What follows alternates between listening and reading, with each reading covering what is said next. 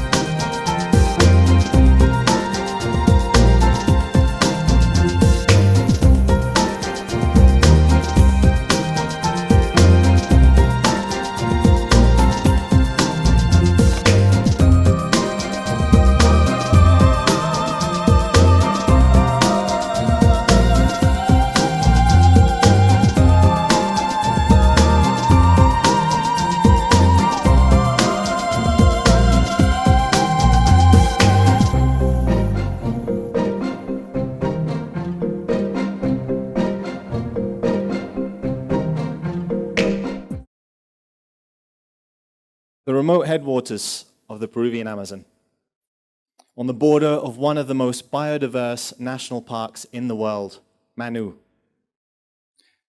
This is the home of the Achuar people. Until 1984, the Achuar had no direct contact with the rest of the world. They lived naked in the forest. No money, no concept of a country called Peru that the government they'd never heard of said they were a part of. This is Jose Dishpopidiba, traditional chief of the Achuar. I work with the Achuar to help them make maps, to show that the land that they live in belongs to them, that they've lived there for generations. We drew giant maps with a whole village, drawing hunting paths, fishing grounds, recording stories where ancestors lived and were buried, and where mythical creatures live in deep pools in the rivers. One morning, shortly after making this map, the peaceful tranquility of the village was abruptly broken by the roar of a helicopter. An oil company preparing to drill for gas 20 miles south of the Achuar village.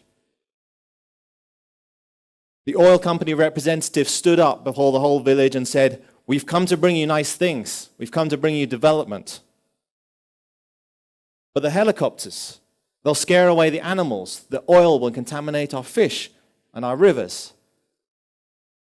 Don't worry, the project is far from your village. It won't affect you at all. The Achuar weren't convinced. This area included the headwaters of the Serjali River, which flows right past their village. The oil company representative, taken aback by this response, fished around in his bag for a map, turning it around, trying to understand it. He wasn't a geographer, that was for sure. Curaca, the chief, stepped forward, proud and angry at this white man, uninvited in his village. He pulled out his map. "This is our map." And he pulled out the giant 6-foot wide map that we'd been working on. Here, look, the Bombinzana River, where you want to drill. That's where my ancestors are buried. It's drawn here. This land is a part of me. This river is where I go with my family to fish. It's like my teeth. You can't take it away from me. The two youths who traveled with Curaca with a GPS to this region leant over the oil company's map, turned it the right way up. They read the coordinates and the rivers, and they indicated where this fishing ground was, inside the proposed seismic testing area where the company wanted to drill. The representative was left speechless. He'd been expecting a naive and ignorant people who could be easily bought off with a few bags of salt and a football. He was completely unprepared for their knowledge of maps and their ability to challenge his plans. He quietly returned to base. And shortly after, the company announced they were modifying their project to exclude Nawa territory and the headwaters of the Sarakhali River. A map is power. In some ways, a country is nothing more than a map with some powerful people behind it. Most countries started as a map long before any borders existed on the ground. On most maps, the Amazon looks like a vast empty space, and governments and companies sit behind closed doors, dividing up this empty space into oil projects, logging concessions, road building, and dam construction. The maps I've worked with communities to make help remote villages and gives them a tool that they can use to tell their story in a language that outsiders can understand. The maps show the conflict between government plans and people's way of life. The Nawa are using modern technology like GPS to fight for their traditional rights. But you might ask, what is about the impact of this technology on their culture? I've heard two different responses from people to this. One group argues that culture should be preserved, that they should remain protected from contamination from modern technology. Another argues progress is inevitable. Oil companies are going to come and communities need to integrate into modern society to survive. Maybe you could say what you agree with. Could we have the poll?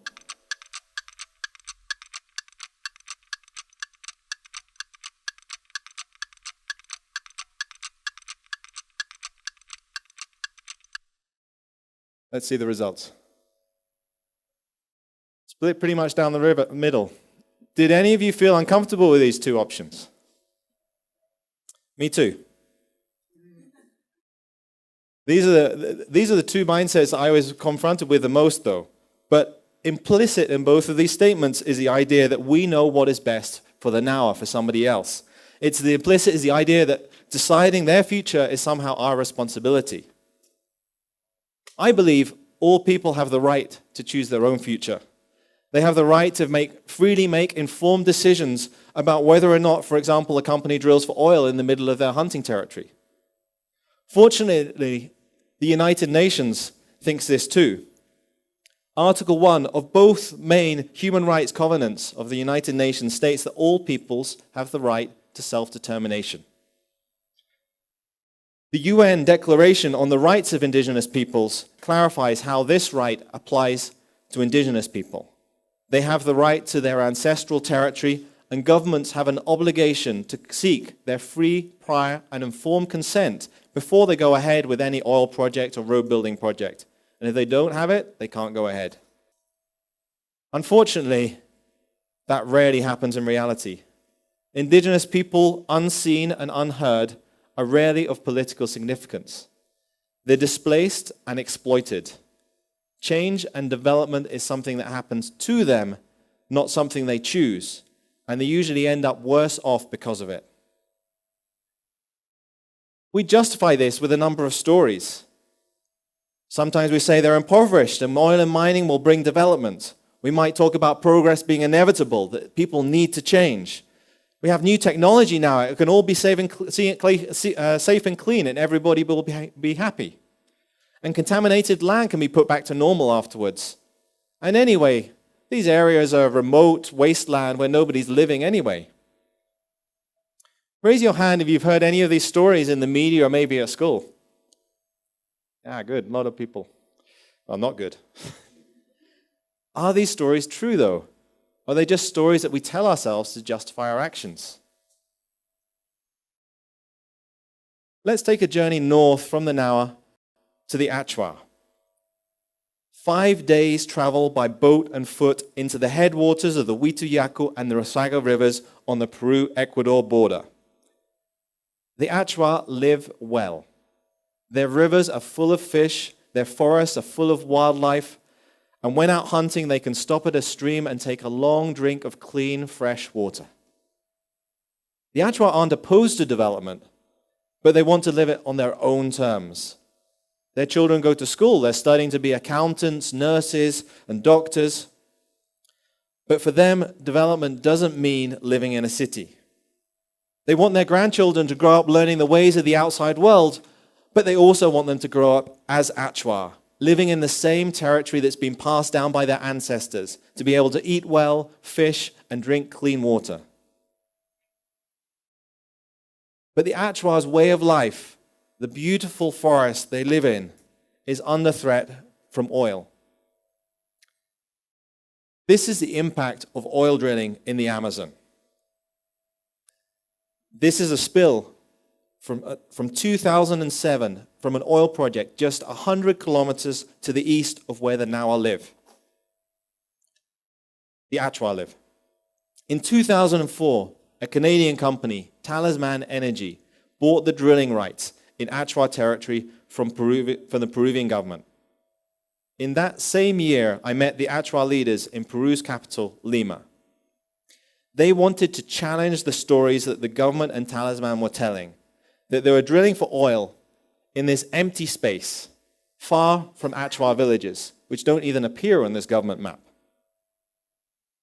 We made detailed maps together, turning this whole empty space into this, showing hunting camps, fishing pools, spiritual sites, and burial grounds.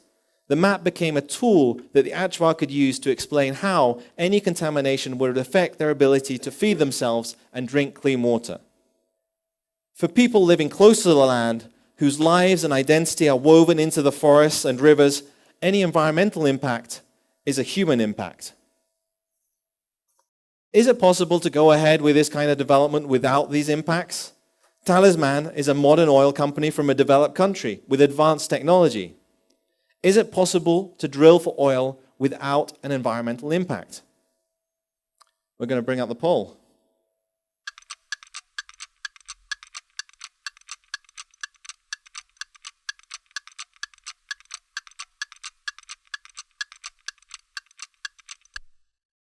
See the results? No. Nobody in this room is very optimistic about technology. Well, this is a key question for the Achuar, and it divided them. There was a small group of mainly younger men that did believe this, that they could receive the financial benefits and avoid the cost with these great new clean technologies. But it's not just a question of whether it's technically possible, it's also whether the legal, the political, and the financial incentives exist. In order to answer this question, 4 Achuar leaders, Peas, Hiukam, Antwash, and Puanch, traveled to Canada, where Talisman was Talisman's country, to speak to indigenous people from there and learn of their experience with oil companies. They'd heard stories from the oil company and from the media that indigenous people in Canada were working in partnership with oil companies, forming their own businesses and giving them increased autonomy. But this is what we found in Canada. The tar sands of northern Alberta. This was a forest just a generation ago. We spoke to Canada's indigenous peoples, the First Nations, who, like the Achuar, live off the land. They hunt and they fish. But in the last 2 decades, their hunting and fishing grounds have been destroyed by the massive and rapid expansion of these tar sands. We sat overlooking the Athabasca River that flows through the middle of the tar sands, but drinking bottled water which needs to be trucked into the reservation where the indigenous people live every day because they can't drink the tap water. The Achuar returned with one clear conclusion. If this is how Canadian companies treat people in their own country under Canadian law, how can we possibly trust them in our land? This here is not a lake. This is a man-made reservoir containing the toxic byproduct of tar sands production. The oil companies don't know what to do with this yet, so the reservoirs just keep growing, almost 30% in the last 3 years. As we stood there, overlooking the toxic lake with tears in our eyes, hearing the constant sound of air cannons, which fire all day to scare away migrating birds, which would die if they landed in these lakes, Puanch commented, "So this is a modern technology they've been talking about?" The tar sands and oil drilling in the Amazon are both part of the new age of extreme oil. The easy oil in the world has run out. But now we have new complex technologies which are opening up the last wildernesses on the planet to tar sands, fracking, the remote Amazon, the deep sea. The consequences of failure in these places is huge, as demonstrated by the BP oil spill in the Gulf of Mexico. For the Achuar, the risk is too high. Just one oil spill during 40 years of oil development could destroy their ancestral hunting grounds and would be impossible to clean up. An Achuar elder once said to me, "All technology is made by humans, and humans aren't perfect. We can't guarantee it won't fail." The Achuar do not want to risk their future just for short-term economic gain. And they're not alone in this struggle. Our continued thirst for energy and resources is driving oil and mining into the last refuges of indigenous peoples around the world. The last clean watershed, the last untouched forest is under threat, and they are crying out in protest. We should heed their warning. Living in cities, as one water source is destroyed, our city just gets water from somewhere else. They'll all be long gone before we even notice. Back in Calgary, Talisman continued to ignore the Achuar's demand to leave their territory. They continued to sell stories in the press of their cooperation with local indigenous leaders and this great new technologies which are enabling them to operate cleanly in the rainforest. The Achuar realized that this was not a battle they could win on their own. On that trip to Canada, we built alliances and awareness, speaking at Parliament, at universities and churches across the country. The Achuar recognized that Talisman didn't much care about what the Achuar thought, as long as that stayed in Peru. But they did care about what the public in their Canadian hometown of Calgary thought, what their employees thought, and what the politicians thought. The maps, photos, and video helped convey the Achuar's message across linguistic and cultural divides. Outside Talisman's annual general meeting of shareholders that year, over 40 people stood in protest, chanting and banging drums. The Achuar's visit was all over the local radio and newspapers that day. Talisman's actions in the remote Amazon came back to bite them where it hurt most. Public opinion in their hometown and employee morale, shareholder concern, political pressure. The campaign created a financial and reputational risk for the company. And 6 months later, in September 2013, Talisman announced their withdrawal from Achuar territory and from Peru.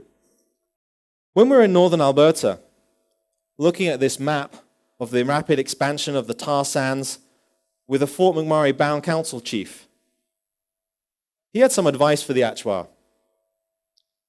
"You're never going to stop the oil companies," he said, "so you've got to try and get the best deal you can out of them." The Achuar looked back puzzled.